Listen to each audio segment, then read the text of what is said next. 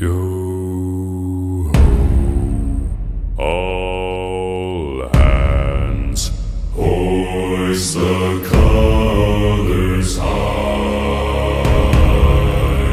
Heave ho, thieves and beggars, never shall we die.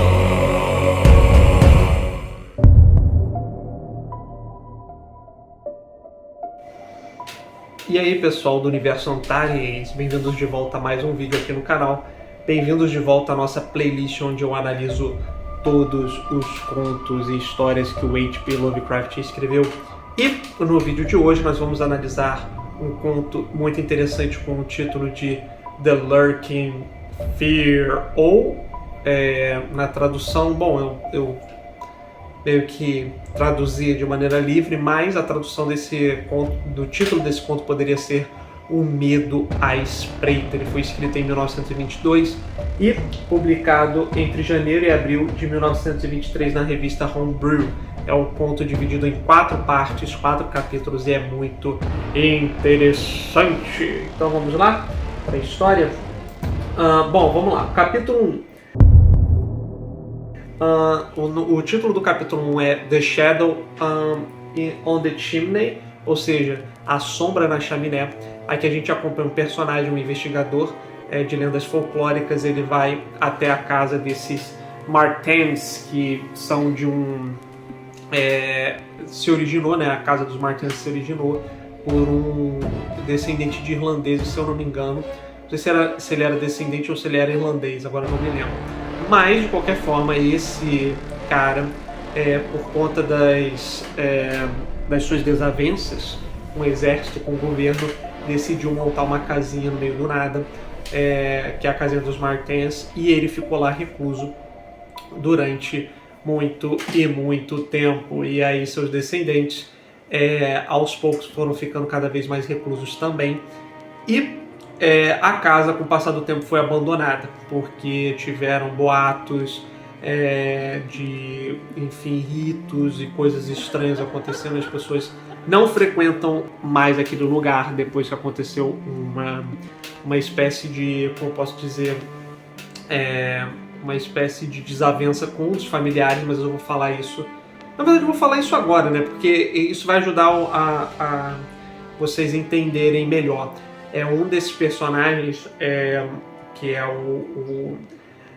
um dos descendentes, né? Ele vai para a guerra e quando ele volta, a família dele não aceita ele. E aí, por conta disso, né? Por conta de ser uma família bem retrógrada e tudo mais, ele fala por carta no amigo dele da Albânia que ele vai sair, vai meter o pé. E aí, de repente, as correspondências param, esse amigo dele fica encucado, ele fica tipo, ué, o que aconteceu? E ele vai lá até a residência e a família fala, não, ele desapareceu, ele sumiu, que não sei o que lá. E aí ele fica meio assim, estranho, o que será que aconteceu para ele ter desaparecido tão repentinamente?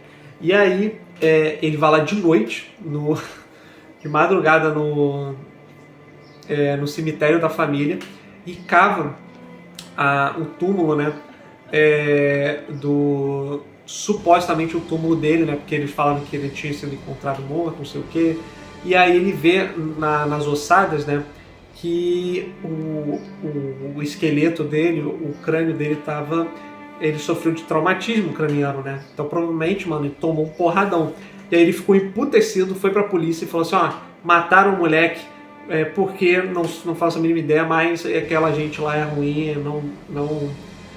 temos que prendê-lo. E aí os policiais ficam tipo assim, poxa, então a gente não tem muitas provas, né? Isso é um indicativo, mas não é uma prova, não dá pra montar um caso a partir disso. E aí o que eles fazem, como forma de, pelo menos, acatar, né, esse fato, todo mundo corta o seu contato com aquela família do Martens e o tempo se passa até o momento em que eles simplesmente desapareceram. E aí esse personagem está indo lá para descobrir mais sobre o local. E aí ele leva 2 amigos dele para lá, para casa. Tá tudo abandonado, ninguém sabe do paradeiro dos Martens.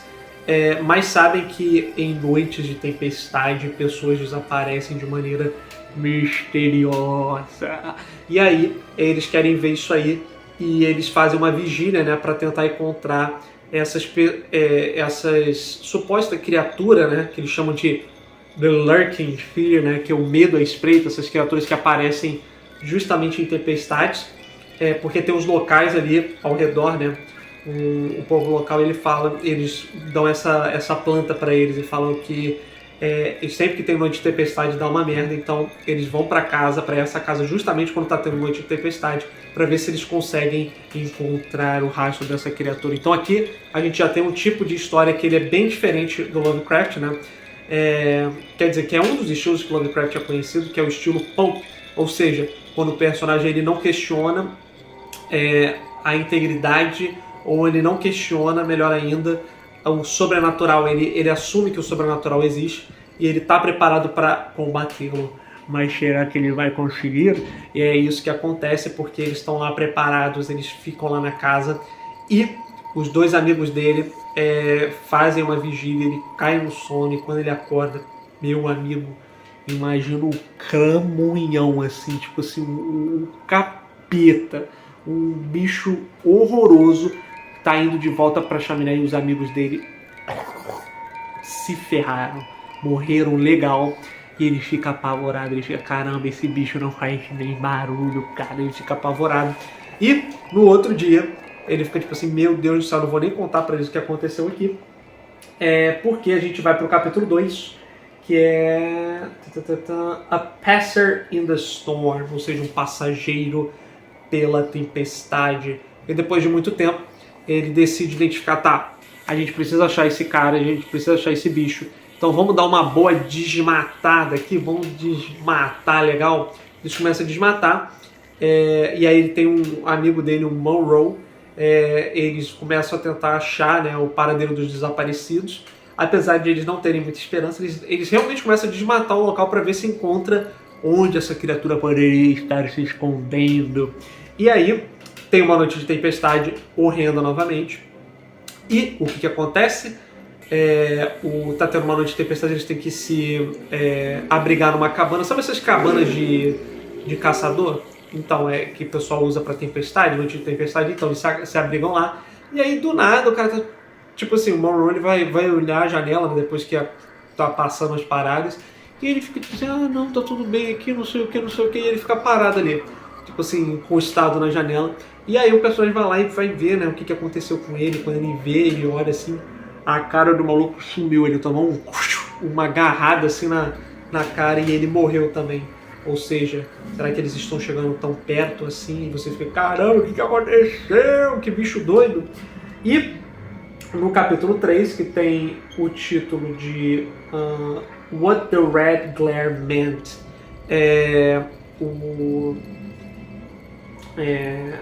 What the Red Glare Meant. Sim, ele fica, mano, ele fica encucado, ele fica tipo assim, mano, tem que ter alguma relação com aquele cara, né, com aquele sujeito. E aí ele vai lá no graveyard, ele vai lá no cemitério, ele começa a cavar, mano. E ele cai, mano. Tipo assim, ele vai no cemitério e ele acha que é tipo assim, mano, tem que ter alguma relação de maldição com esse cara aí, que é o Jane Martensen, que é esse que morreu quebrado, né, que provavelmente tá amaldiçoando no local. E aí ele cava o túmulo, acha o corpo dele, mas ele continua. Ele cava ainda mais pra baixo, por quê? Porque, não sei, a intuição dele diz. E aí, parceiro, ele cai num complexo de túneis. No complexo de túneis ele começa a se arrastar, mano. E ele vê dentro dos túneis, mano, uns bichos muito doidos, vermelho assim. Ele fica paralisado, mas antes que os bichos possam fazer qualquer coisa, se quer percebê-lo, uma tempestade os invocam e eles metem o pé dali. Ele fica, meu Deus do céu, aí ele consegue fugir. E depois ele descobriu que estava tendo uma espécie de orgia ritualística ao norte dali, e as pessoas que morreram viram esse Red Glare, né? O brilho vermelho que acompanhava essas criaturas. Ele fica, meu Deus, então era isso, o que será que vamos fazer? Nós temos que acabar com isso de uma vez por todas. E o que ele faz? no capítulo 4, The Horror in the Eyes, ele decide... Deixa eu ver aqui. Ele decide que tá na hora de acabar com aquilo.